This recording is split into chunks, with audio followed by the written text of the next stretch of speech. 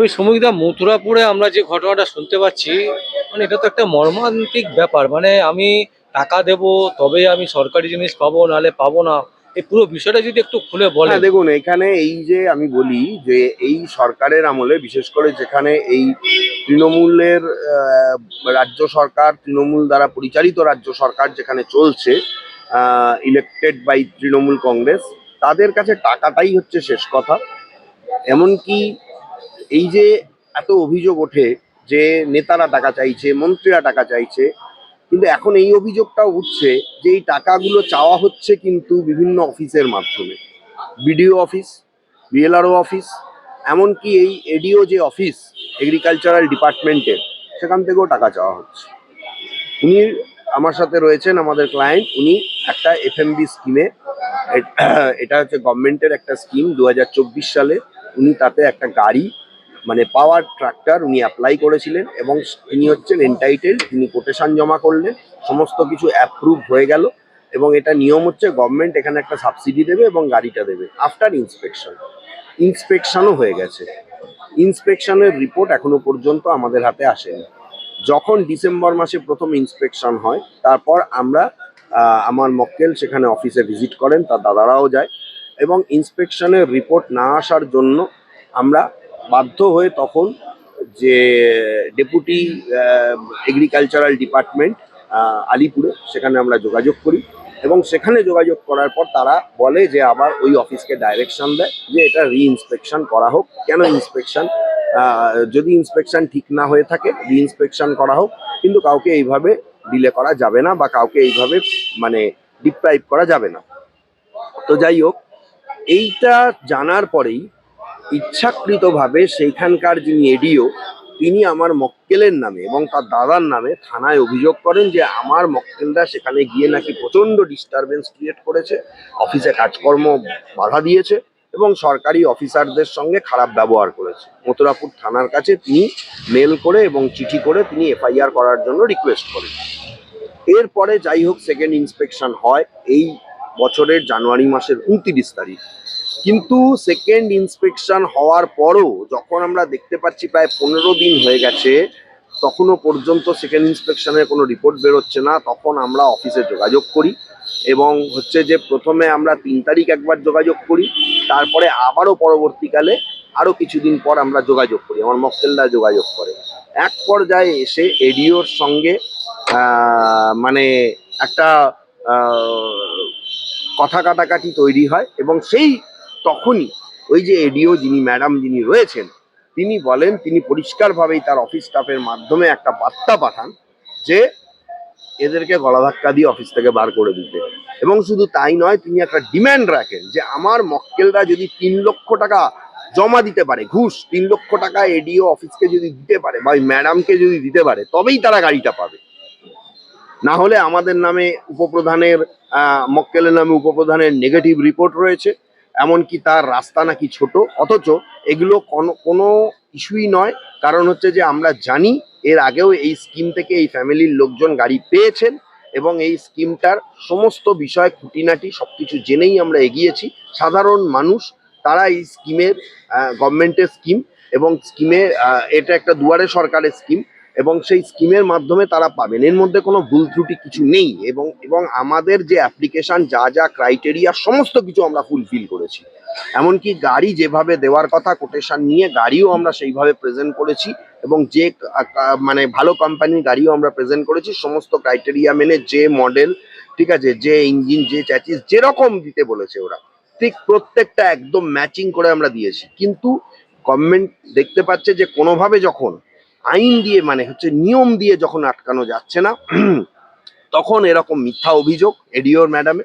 এবং শুধু তাই নয়, পরবর্তীকালে যখন দেখছে যে কিছু হচ্ছে না, তখন সরাসরি টাকার অফার, যে টাকা না দিলে এবং তারা বলছে যে গ্রামের অন্য লোক টাকা দেওয়ার জন্য রেডি। আচ্ছা। গ্রামের অন্য লোক তারা টাকা দিয়ে দেবে, আপনি টাকা না দিলে হচ্ছে আমরা তাকে দিয়ে দেবো, আপনাকে কোনোভাবে উপপ্রধানের রিপোর্ট আর আরো কিছু মিসম্যাচ দেখিয়ে আমরা কেটে দেবো। তা আমার বক্তব্য হচ্ছে, ইন্সপেকশন হওয়ার পর 7 দিনের মধ্যে বা 10 দিনের মধ্যে আপনার রিপোর্ট দেওয়ার কথা, আপনি রিপোর্টটা কেন ফরওয়ার্ড করছেন না? আমার মক্কেলকে আপনি রিপোর্টটা ফরওয়ার্ড করে দিন, আপনি কি কারণে। এবং হ্যাঁ, আপনি আইনি কারণ যদি না দেখাতে পারেন, তাহলে কিন্তু আপনাকে এইটা বলবো যে মামলা কিন্তু আপনাকে ছাড়বে না, মামলা আমরা করে দিয়েছি অলরেডি, আমরা আজকে সেই জন্য মামলা ফাইল করেছি।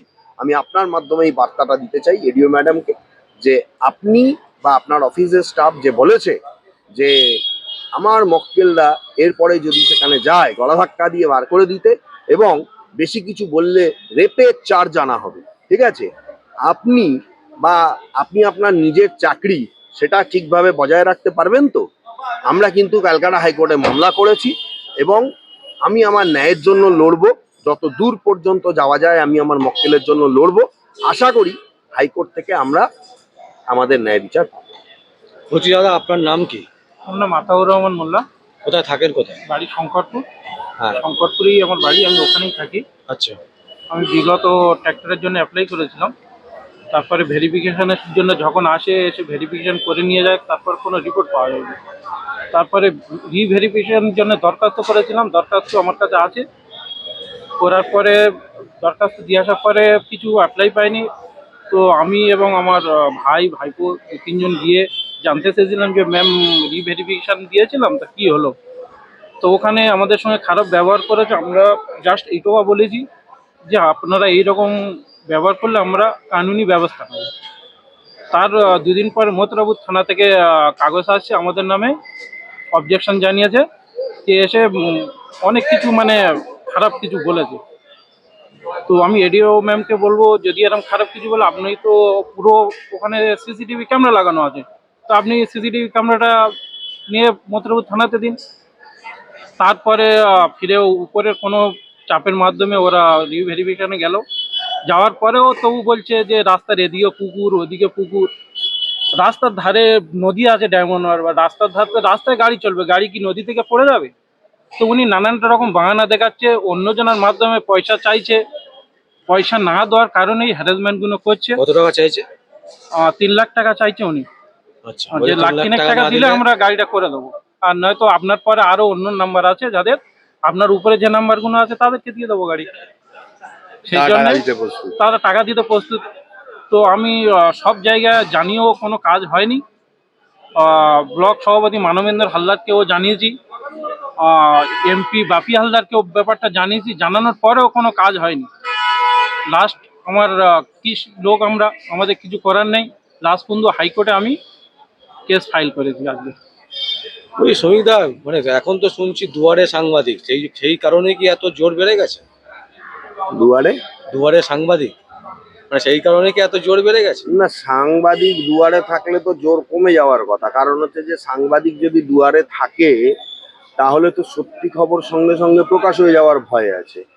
দুয়ারে সাংবাদিক থাকুক আর দুয়ারে আপনার হচ্ছে যে সরকারি থাকুক, এদের ব্যাপারটা হচ্ছে যে দেখুন, যখন একটা রাজ্য সরকারের একজন প্রাক্তন শিক্ষামন্ত্রী যে শিক্ষা মানুষকে আদর্শ দেয়, যে শিক্ষা মানুষকে মানুষ হতে শেখায়, সেখানে প্রাক্তন শিক্ষামন্ত্রী পার্থ চট্টোপাধ্যায়ের বাড়ি থেকে যখন কয়েক হাজার কোটি টাকা উদ্ধার হয় এবং সগর্বে মানে হচ্ছে যে তিনি স্বীকার করেন যে সেই টাকা তিনি বান্ধবীর বাড়িতে রেখেছেন বা আরও, এবং তার বান্ধবীর বাড়ি থেকেও যখন উদ্ধার হয় এবং তারপরে এসে সেই ব্যক্তি আবার মিডিয়ার সামনে জেল টেল খেটে এসে বলতে পারেন যে হ্যাঁ আমার বান্ধবী থাকতেই পারে, অনেকের তো অনেকগুলো বউ আছে। মানে হচ্ছে যে এদের এই ধরনের অধঃপতন ধরনের লোক যে সরকারে থাকে, ঠিক আছে, সেই সরকার টাকা ছাড়া আর কোনো কিছুর সঙ্গেই আপোষ করবে না এবং করছেও না। আপনি দেখুন প্রত্যেকটা জায়গায় আজকে এত টাকার লেনদেন হয়েছে বলে এসএসসি পরীক্ষাটার কি হাল, সেখানে সিবিআই দিয়ে তদন্ত চলছে। অন্যান্য পরীক্ষাগুলোতে বা অন্যান্য রিক্রুটমেন্টগুলোতে সেখানে টাকার পাহাড় এবং তার তদন্ত হচ্ছে। এমনকি আপনাকে আমি বলি, আমার হাতে একটা মামলা আছে লোয়ার কোর্টের যারা স্টেনো, মানে হচ্ছে যারা হচ্ছে ওই অর্ডারটা টাইপ করে, স্টেনোগ্রাফার, তাদেরও রিক্রুটমেন্ট প্রসেসে বিশাল বড় গন্ডগোল এবং সেখানেও টাকা পয়সা লেনদেন করে অনেককে লোয়ার ডিভিশন থেকে মানে এডিজে বা হচ্ছে যে বিভিন্ন ডিস্ট্রিক্ট জাজে তাদেরকে প্রমোটেড করে দেওয়া হচ্ছে, অথচ যারা যোগ্য সৎ তাদের প্রমোশন হচ্ছে না। আমি অলরেডি এই নিয়ে মামলা রেডি করছি। অলরেডি আগে হাইকোর্টে মামলা হয়েছিল, আবারও ভবিষ্যতে হবে। কিন্তু আমার বক্তব্য হচ্ছে যে এই সরকারের আমলে আমি রাজনীতির মধ্যে যাচ্ছি না। অনেকে হয়তো আমার বক্তব্য শুনে বলবেন সিপিএম আমলে কি দুর্নীতি ছিল না, আমি সেই প্রসঙ্গে যাচ্ছি না যে সিপিএম আমলে কি দুর্নীতি ছিল তৃণমূলের আমলে কি দুর্নীতি, আমি সেই বিষয় না। আমার বক্তব্য হচ্ছে যে মানুষ যেখানে সরকারকে নির্বাচন করেছে সেখানে মানুষের প্রতি যে সরকারের দায়বদ্ধতা, সেই দায়বদ্ধতা এই সরকারের কিচ্ছু নেই। এবং চুরি, জুয়াচুরি, ধাপ্পাবাজি, চিটিংবাজি, কিভাবে পয়সা রোজগার করা যায়, থানার মধ্যে বসে পয়সার ডিল হচ্ছে, অন্যান্য কেসে মানে হচ্ছে এরকম পুলিশকে দিয়ে পয়সা চাওয়ানো হচ্ছে, কোনো কোনো কেসে বাড়ির ছেলেদেরকে আটকে রেখে, ঠিক আছে, বাচ্চাদেরকে আটকে রেখে তাদের বিনিময়ে মানে হচ্ছে থানার মধ্যে আটকে রেখে তাদের বিনিময়ে যে তাদেরকে মেরে দেওয়া হবে, নাহলে গাঁজা কেস দেওয়া হবে, ইত্যাদি ইত্যাদি, এই সমস্ত ভয় দেখিয়ে টাকা দেওয়া হচ্ছে। এবং এই যে ফ্যামিলি, আমি এটা আপনাকে বলি, এই যে ফ্যামিলি, এটা এরা টার্গেটেড হয়েছে একটাই কারণে, কারণ এরা প্রতিবাদ করে, এরা অনেক মামলা করেছে। এর যে দাদা, এই যে হাতিয়ারদা এখানে দাঁড়িয়ে আছে, এ হচ্ছে বিভিন্ন ইস্যুতে নিয়ে আজকেও মামলা করেছে। আজকেও জমি যেভাবে তৃণমূলের নেতা এবং ওই উপপ্রধান দ্বারা দখল হয়ে গেছে এবং তার জন্য হাইকোর্টে মামলা পেন্ডিং আছে, ডায়মন্ড হারবার কোর্টে মামলা পেন্ডিং আছে। এবং শুধু তাই নয়, মানে এমন একটা পরিস্থিতি, এই বিভিন্ন দপ্তরের যে অফিসাররা, আজকে বিডিও বলুন, বিএলআরও বলুন, আর এই এডিও অফিসার বলুন, বা এসডিও অফিসের কোনো অধস্তন স্টাফ, তাদের মাধ্যমে আজকে টাকাও চাওয়া হচ্ছে।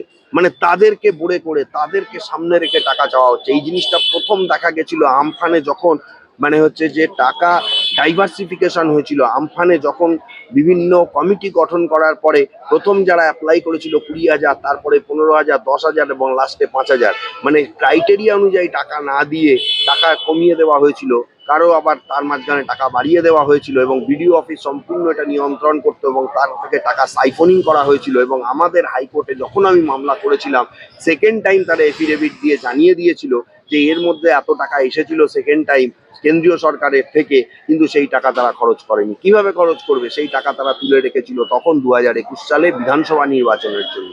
সুতরাং সরকারি টাকা এবং সরকারি জিনিসপত্র মানুষ যাতে সেখানেও ডিপ্রাইভ হয়, এবং সরকারের যারা কাছের লোক, এই নেতাদের দ্বারা কাছের লোক, তারা ফোন করে বিডিওকে বলে দিচ্ছে, এডিওকে বলে দিচ্ছে আমার অমুক লোকটা যেন পেয়ে যায়, বা হয়তো আপনি এই গাড়িটা বাইরে বিক্রি করে, আমাদের কাছে খবর আছে এই গাড়ি বাইরে এর আগেও হয়েছে, যে গাড়ি তারপরে লাস্টে দেখিয়ে দেবে যে আমার এখানে অ্যাপ্লিক্যান্ট হচ্ছে 40 জন, ঠিক আছে, গাড়ি আছে 50টা, 10টা অ্যাপ্লিক্যান্ট আসেনি, হয়তো অ্যাপ্লিক্যান্ট 100 জন, ও বলে দেবে যে রিজেক্ট হয়ে গেছে, আছে। এবং পরবর্তীকালে সেই গাড়িগুলোর আর কোনো হিসাব নেই, কিছু নেই, কিছু গাড়ি বাইরে বিক্রি করে দেওয়া হচ্ছে, নিলামে চড়িয়ে দেওয়া হচ্ছে, এবং আরো বিভিন্ন রকম ঘটনা। এইভাবে টাকার বিনিময়ে সমস্ত জিনিসটাই চলছে সারা ওয়েস্ট বেঙ্গলে। আমি এর প্রতিবাদ তো করছি, মামলা করেছি, ভবিষ্যতে আমিও এটা দেখব যে আরো কত বাড়তে পারে এই চিটিংবাজ তৃণমূল কংগ্রেস বা তাদের সরকার। আর আশা করি আমরা হাইকোর্ট থেকে প্রপার জাস্টিস পাবো এবং উনার যে গাড়ি, উনার যে ক্রাইটেরিয়া ফুলফিল ম্যাচ করেই উনি সমস্ত কিছু ডকুমেন্ট সাবমিট করেছেন। আমি আশা করব, বা আমার আশা আছে হাইকোর্টের প্রতি অন্তত এইটুকু, যে হয়তো আমরা ন্যায় বিচার পাবো, অর্ডার পাবো।